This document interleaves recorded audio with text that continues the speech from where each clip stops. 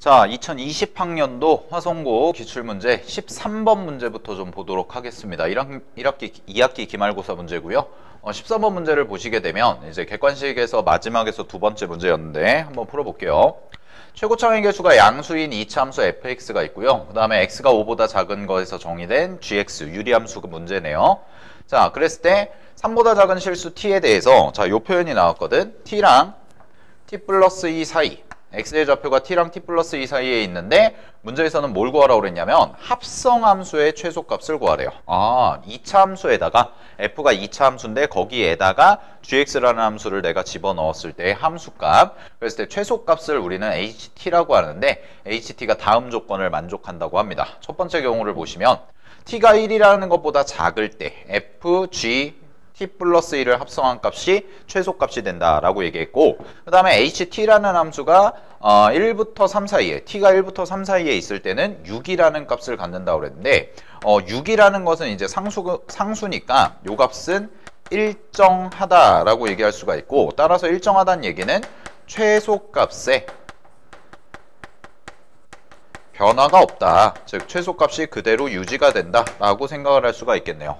그러면 2차 함수에서 최소값이 그대로 유지가 된다는 뜻은 아무래도 2차 함수 그래프를 그렸을 때 꼭지점의 좌표를 의미하겠죠. 그죠? 그래서 뭔가 꼭지점이 될 가능성이 매우 높은 친구가 바로 6이라는 친구겠구나. 이렇게 생각을 해볼 수가 있을 것 같아요. 자, 그러면 일단은 첫 번째로 뭐부터 그려볼 거냐면 gx 함수의 그래프 개형부터 간단하게 그려볼게요. 그럼 gx 그래프 개형을 그리는데 문제에서 이제 x가 5보다 작은 쪽이라고 했으니까 그냥 점근선만 좀 표시를 해주면 자, 이렇게 점근선이 돼 있고 요게 x는 5라고 놓을 수가 있겠네요. 자, 그런 다음에요.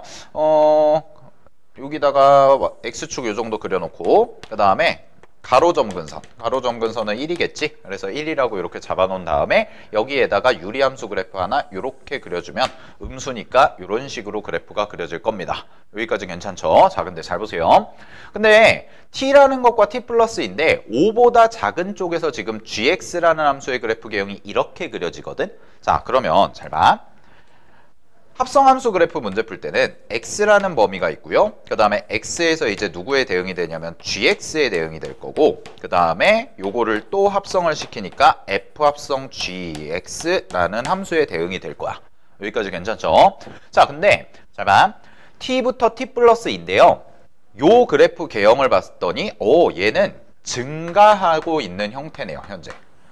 x가 5보다 작은 쪽에서는 계속 증가하고 있는 형태니까 우리는 어떻게 잡을 수가 있냐면 여기를 t라고 만약에 놓는다면 t 플러스 2는 이쯤에 그려져서 얘가 t 플러스 2다 라고 이렇게 놓을 수가 있겠지. 그치? 자, 그러면은 x에다가 이제 t라는 값을 놓는다고 해봐. 그럼 x에다가 t라는 값을 놓게 되면 요 값은 이제 gt라는 값에 대응이 될 거고요. 그 다음에 이쪽으로 와서 fgt가 되겠죠. 이렇게 써줄 수가 있을 것 같아요. 자, 그 다음에 마찬가지로 이쪽에 이제 t 플러스 2라는 값을 대입하죠. 그럼 이거는 주황색으로 써보면 t 플러스 2가 되고요. 그 다음에 g t 플러스 2가 되고, 그 다음에 이쪽으로 쭉 와서 f g t 플러스 2라고 이렇게까지 정리가 될 것 같아요. 자, 근데 문제에서 뭐냐면 지금 얘가 증가하고 있단 말이야. 그럼 얘가 증가하고 있다는 얘기는 요 점을 gt라고 잡을 수가 있고, 그 다음에 요 점을 내가 g t 플러스 2라고 잡을 수가 있는데 t의 값이 커질수록, 즉 x의 값이 커질수록 y의 값도 커지는 구조가 되니까 요 값이 얘보다 어떻다? 더 크다라고 얘기를 할 수가 있을 것 같아. 그러면 합성함수의 입장에서 봤을 때 2차 함수에다가 gt라는 값을 대입할 거고 gt 플러스 2라는 값을 대입을 하는데 gt 플러스 2의 값이 더 크다는 얘기가 되죠. 그럼 이걸 바꿔서 x좌표로 생각을 해보면 요거의 x좌표가 gt보다 훨씬 더 어때? 크다고 얘기를 할 수가 있을 거야. 근데 문제에서 뭐라고 그랬냐면 t가 1보다 작을 때의 최소값은 누가 된다는 거야? 얘가 된다라는 거죠. 그러면 잘 봐. x좌표가 큰데 분명히 요 x자리죠. 요 x자리에 들어가는 애가 큰데 최소값이야. 그러려면 두 번째 이제 2차 함수 해석을 할게. 2차 함수 그래프가 최고차항이 양수니까 내가 그래프를 이렇게 그려놓고 뭔가 대칭축, 즉 꼭지점이 하나가 이렇게 잡힐 텐데 GT 플러스 2라는 애를 대입했을 때가 GT를 대입했을 때보다 어때야 돼? 더 작아야 된다는 얘기가 되니까 아, 이 정도의 위치에 있구나 라고 생각을 할 수가 있겠죠. 자, 여기서요 이렇게 놓고 보시면 요 값이 GT고요. 그 다음에 요 주황색으로 표시한 요 값이 GT 플러스 2라면 만약에 요렇게 그래프가 그려진다면 그러면은 GT 플러스 2가 더 큰 거는 유리함수에서 해석이 충분히 됐죠. 자, 요렇게 충분히 해석이 된 상황에서 여기서부터 요까지 요 범위에 해당되는 최소값을 생각해보면 항상 어디가 된다는 거야? 오른쪽에 찍히는, 즉 더 큰 값을 대입했을 때 y값은 더 작아진다고 얘기를 할 수가 있겠지. 그지? 그러니까 요 함수가 이제 f라는 함수의 개형인데 아, 이런 형태네. f라는 함수의 개형에서 gt와 gt 플러스 2라는 건 결국 요 대칭축보다 어디? 왼쪽에 위치해야지만 문제에서 원하는 요 최소값이 얘가 된다는 걸 만족을 시켜줄 수가 있다는 겁니다. 됐나요? 자, 반대로 만약에 예를 들어서 그냥 생각 좀 해볼까? 생각을 해보면 이 반대편이 이쪽으로 옮겨가. 이 두 점이 이렇게 뒤집혀져서 옮겨가면 여기가 GT가 되고 그 다음 값이 GT 플러스 2가 되니까 이때는 최소값은 누가 돼요? 그렇죠. GT를 대입했을 때가 최소가 되기 때문에 문제 조건이랑은 맞지 않는다라고 얘기를 할 수가 있는 거죠. 오케이. 자, 그래서 GT라는 값과 GT 플러스 2라는 값이 fx라는 2차 함수의 대칭축, 뭐 그냥 편하게 a라고 잡을게요. 요 a라는 값보다 뭐야? 왼쪽에 있을 때 저 식을 만족하겠구나라는 거야. 자, 그럼 잘 봐. 이제 더 가보자. 근데 분명히 최소값이 좀 바뀌어요. 최소값이 어디서 바뀌냐면 이렇게 가. GT 플러스 2가 이렇게 있다가 옮기고 가서 여기로 딱 왔다고 해봐. 얘가 GT 플러스 2라고 해볼게. 즉 언제야? 대칭축에 놓였을 때죠.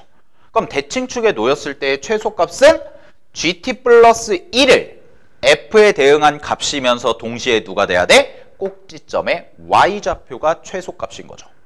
근데 이게 이제 어떻게 되냐? 넘어가요. 이게 이쪽으로 넘어가는 순간에 최소값은 뭘로 바뀌어? GT 플러스 2를 대입한 값이 아니라 요거 꼭지점의 Y좌표로 바뀌겠죠? 자, 그러면 이쪽으로 와볼게요.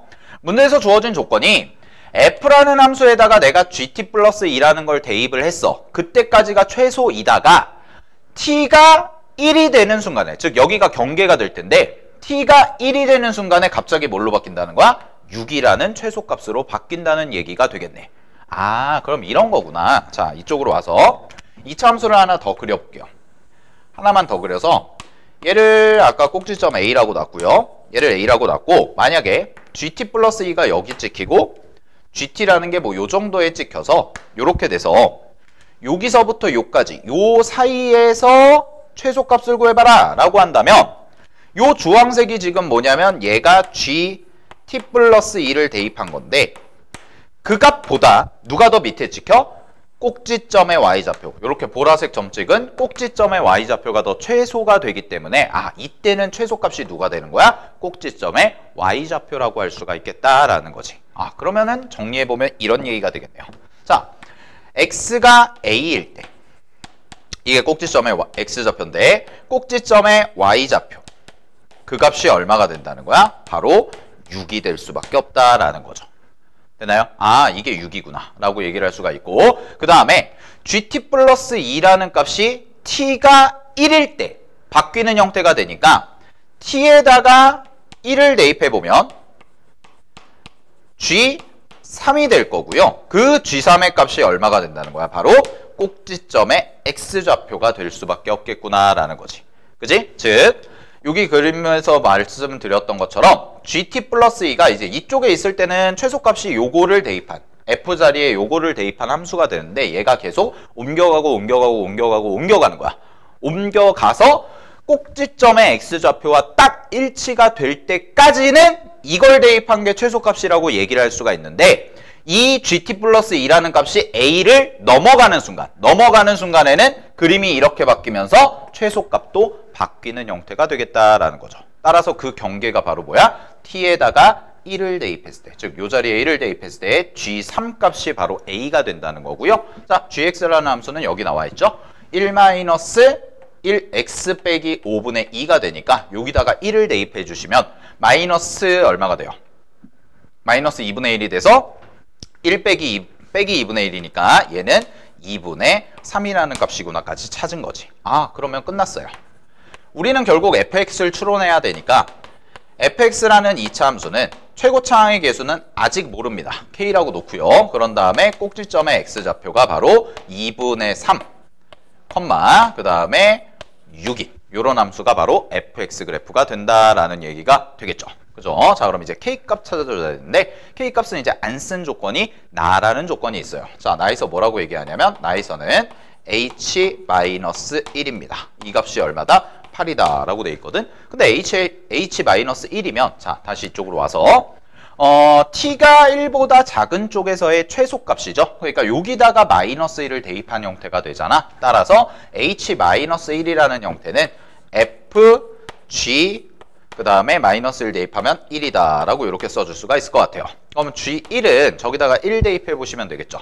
자, g1을 대입해 보시면 잠시만요.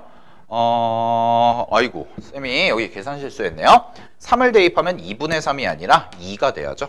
죄송해요. 자, 2가 돼야 됩니다. 왜냐면 3-5분의 2죠. 그럼 3-5분의 2니까 플러스가 돼가지고 플러스 1이 되는 형태가 돼서 요 식이 이렇게 바뀌겠네. 오케이.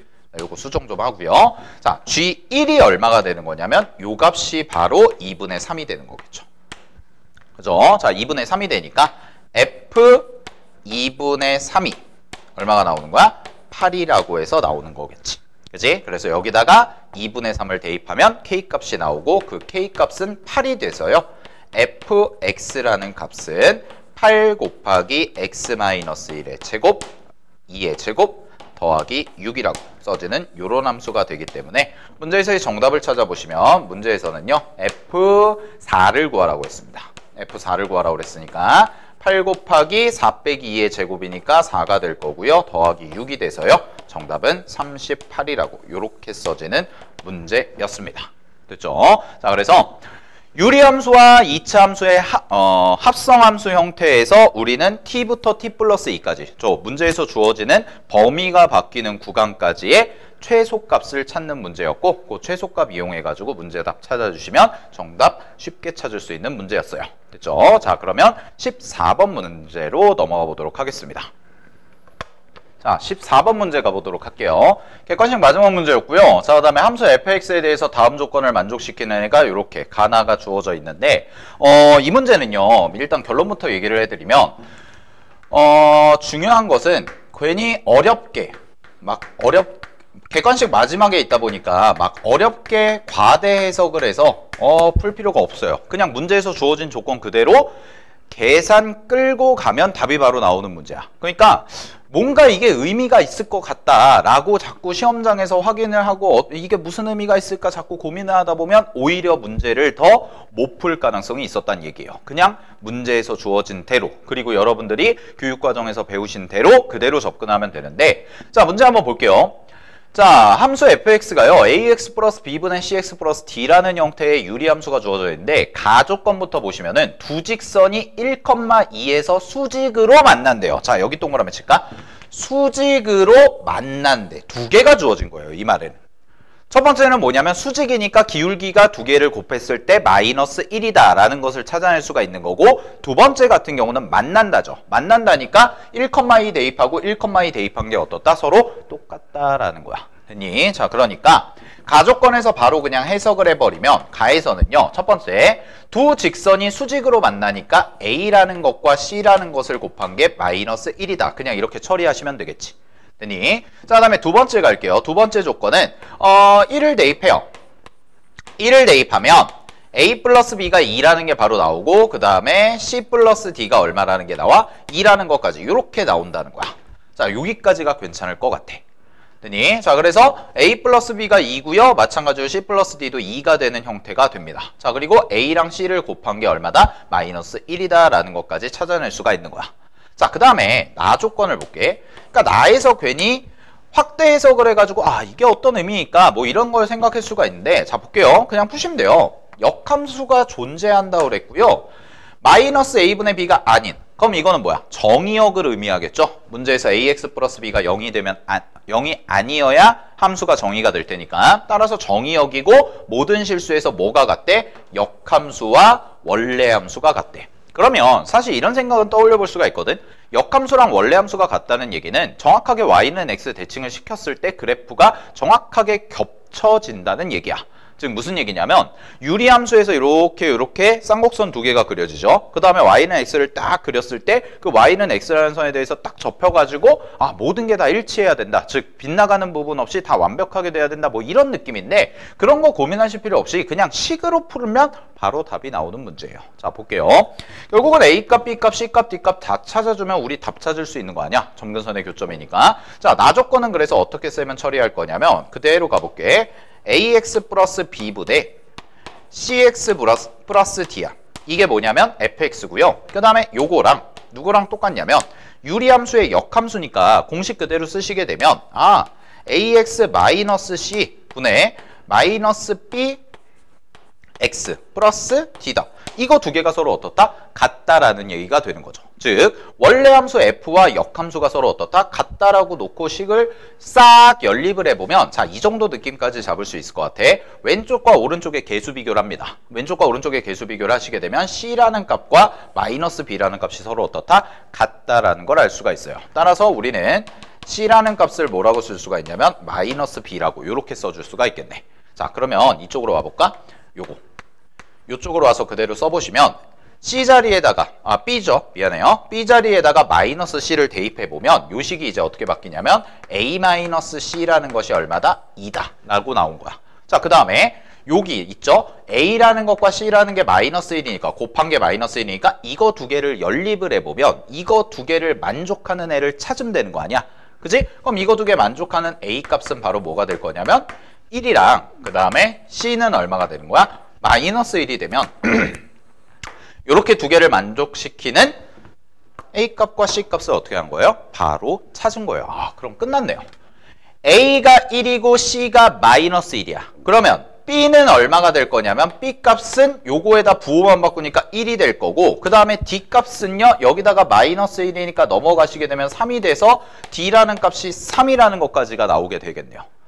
그럼 다 끝났어요. 우리는 어떻게 하면 되냐면 fx라는 함수 그대로 써주시면 fx는 x, 자 a가 자리에 1 대입하면 되고 그 다음에 b가 요거였죠. 이렇게 플러스 1이 될 거고요. 그 다음에 c 자리에다가는 마이너스 x가 될 거고 플러스 3이라는 함수가 완성이 된다라는 거지. 됐니? 자 그럼 문제에서 뭐 찾으라고 그랬냐면 점근선의 교점의 좌표 찾으라고 그랬으니까 점근선은요 얘가 0 될 때의 x값, 즉 x는 마이너스 1이라는 점근선과 그 다음에 1차 형태니까 개수 비교하시면 되죠. 자 개수 비교하시면은 y값은 얼마가 되냐면 마이너스 1이라는 형태의 값이 나오기 때문에 문제에서의 답을 구하시면 2 곱하기 마이너스 1 그 다음에 빼기 1이다 이렇게 써주시면 되겠지.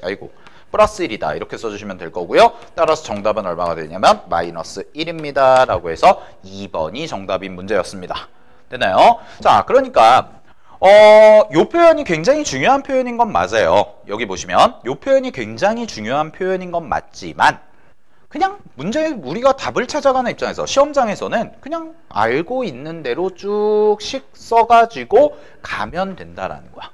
알겠니? 그대로 끌고 가시면 되고 계산 끌고 와서 정답 찾아주시는 데까지 전혀 어려움이 없었을 겁니다. 자, 요게 이제 객관식 마지막 문제였는데 작년 기말고사 같은 경우가 그렇게 난이도가 높지 않은 편이라서 객관식 문제 앞에서 풀었던 13번과 14번을 비교해 봤을 때 크게 어렵지는 않았을 거예요. 됐죠? 자, 정리하시고요. 서답형 26번이죠. 맨 마지막 문제 한번 풀어보고 마무리하도록 할게요. 자, 마지막 문제 서답형 6번입니다. 맨 마지막 문제고요. 경우의 수 문제예요. 경우의 수 문제인데 얘도 그렇게 어렵진 않은데 한번 연습을 좀 해볼게. 서답형 문제도 어렵지 않았어요. 자, 집합 x가 1, 2, 3, 4, 5에 대해서 함수 f에서 x에서 x로 가는 함수를 f라고 만족을 하자 그랬는데 문제에서 뭐라고 되어 있냐면 가조건 볼게. FA와 FB가 서로 같다면 A와 B가 서로 어떻다? 같다라고 돼 있거든. 자, 이 식 보고 뭔지 파악 못 하셨으면 안 됩니다. 1대1 함수란 뜻이에요. 자, 1대1 함수라는 뜻이니까 무슨 얘기가 되냐면 x의 값이 다르다면 y의 값도 어떻다? 서로 다르다라고 얘기할 수가 있겠네. 오케이. 자, 그래서 1대1 함수라는 거, 즉 겹치는 부분이 생기면 안 된다. 중복해서 사용하면 안 된다는 뜻이고요. 자, 다음에 나 조건 같은 경우에는 함수 값의 제약 조건을 줬네요.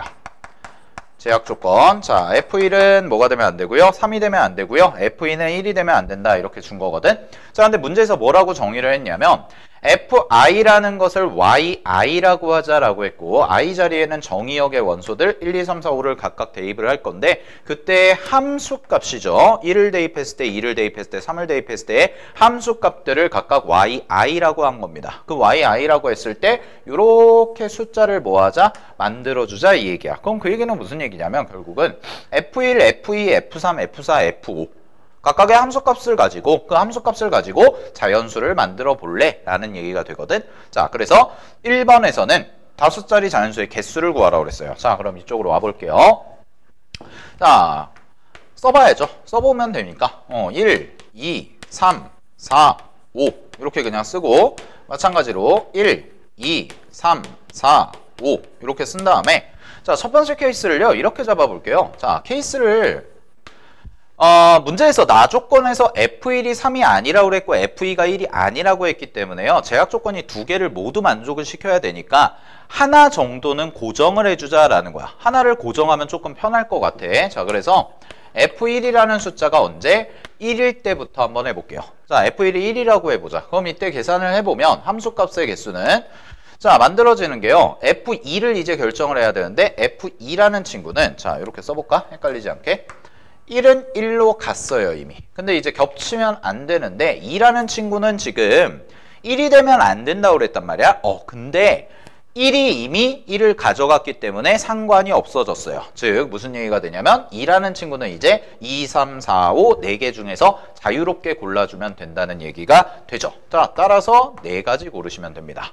그러면 그 이후에는 자, 3, 4, 5는 아무런 조건이 없습니다. 자, 3, 4, 5는 아무런 조건이 없고 뭐만 만족하면 되냐면 1대1 함수라는 것만 만족을 시켜주면 되기 때문에 그대로 3팩 처리해 주시면 되겠지. 되니 자, 따라서 얼마가 되냐면 24라고 나오시면 되겠네요. 이게 첫 번째 경우고요. 자, 두 번째 갑니다. 두 번째는요. F1이 뭐인 거야?